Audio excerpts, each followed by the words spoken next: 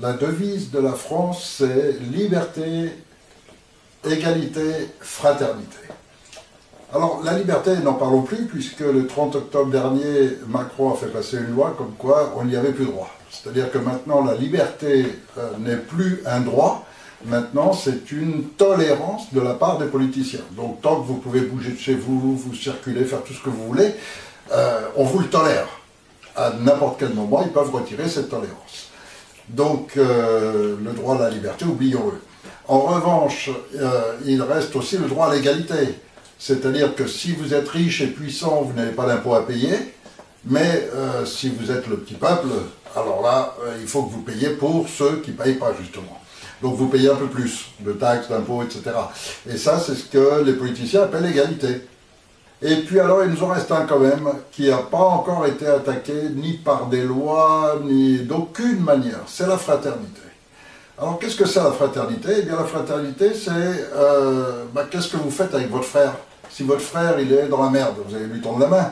Si votre frère, il est démuni de tout et tout, vous allez lui donner à manger. La fraternité, c'est ça. C'est donc automatiquement la solidarité. Et en fait, c'est ce mot qui devrait apparaître.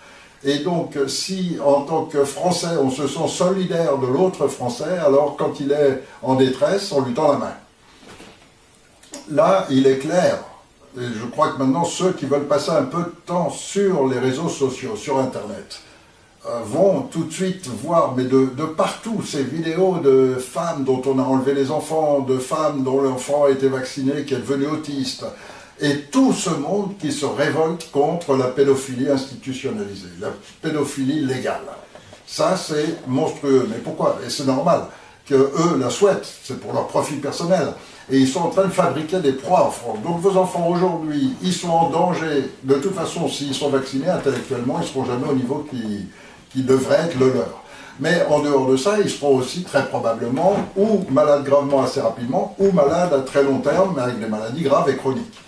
Donc, il faut les protéger contre les vaccins. Ensuite, il faut les protéger aussi contre la perversion sexuelle, parce que c'est quand même dans l'éducation nationale qu'on trouve le plus de pédophiles après la justice. Donc dans les institutions françaises, après la justice, il n'y a rien de pire que l'éducation nationale. Or, c'est à l'éducation nationale, et ce qu'on ne vous dit peut-être pas non plus, c'est que ce sont des instructeurs extérieurs qui vont venir faire les cours de sexe et de déviation sexuelle, et le contrat, bien sûr, c'est la franc-maçonnerie qui l'a, donc ce sont les francs-maçons qui vont venir faire les cours. Ou les sociétés qu'ils ont montées, c'est toujours le même système, ça permet au passage qu'ils se ramassent tout l'argent du truc, et bon, ça fait partie de toutes ces opérations classiques de la franc-maçonnerie. En attendant, ça fait que vos enfants, un enfant de l'âge de 0 à 7 ans, il découvre le monde.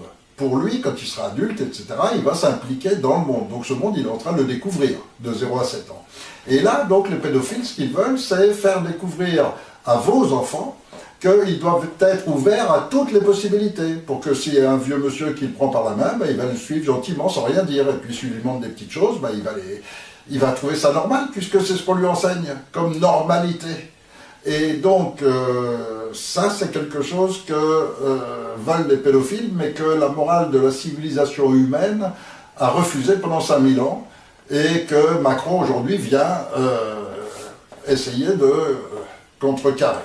Donc il vient s'opposer à 5000 ans de civilisation humaine durant laquelle les parents étaient responsables de leurs enfants.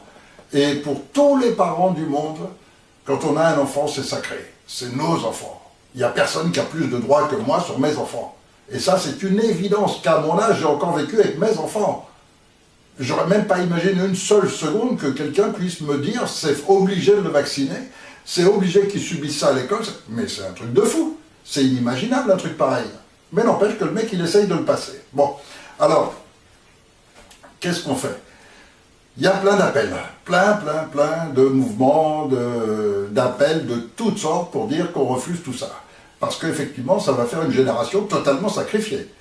Et est-ce que vous êtes prêts à sacrifier vos enfants? Est-ce que vous acceptez que maintenant ce soit la République à qui appartiennent vos enfants? Car je vous rappelle qu'un sénateur vous avait prévenu.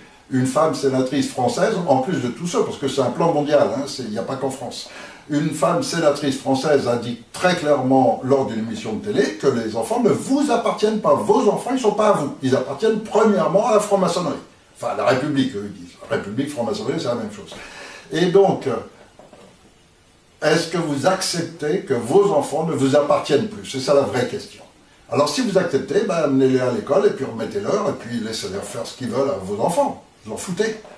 Maintenant, si vous faites partie de ceux qui ne les acceptez pas, alors utilisez ce mot fraternité. La solidarité, c'est ce qui peut nous sauver. Et pour ça, bah, écoutez, planquez vos mômes. N'allez pas, les femmes, vous restez à la maison avec vos enfants, et croyez-moi, vous allez leur enseigner des choses bien plus belles que les cochonneries qu'on essaye de leur enseigner à l'école, et des choses plus intelligentes et qui leur serviront. Et puis, vous les hommes, eh bien, redevenez des hommes. Tenez-vous tous par les coudes. Soyez devant l'école ce jour-là. Et interdisez quiconque d'essayer d'amener les enfants. Faites un blocage devant toutes les écoles. Soyez tous les hommes devant les écoles. Et là, vous aurez une petite chance que même les flics n'oseront pas venir à 30, 50 ou 100, parce que vous êtes 100 pères de famille qui voulaient protéger vos enfants. Et eux aussi ont des enfants. Et ils hésiteront.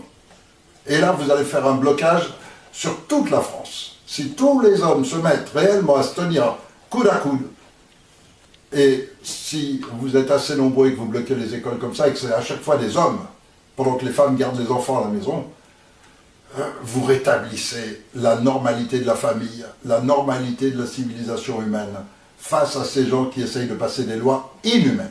Montrez que pour cette fois, vous ne vous soumettez pas, vous ne vous écrasez pas. Au moins une fois. Et rien que ça, ça fait que les politiciens hésiteront un petit peu avant de vous passer les prochaines lois. Parce que les prochaines lois, ça va être la puce implantée, obligatoire.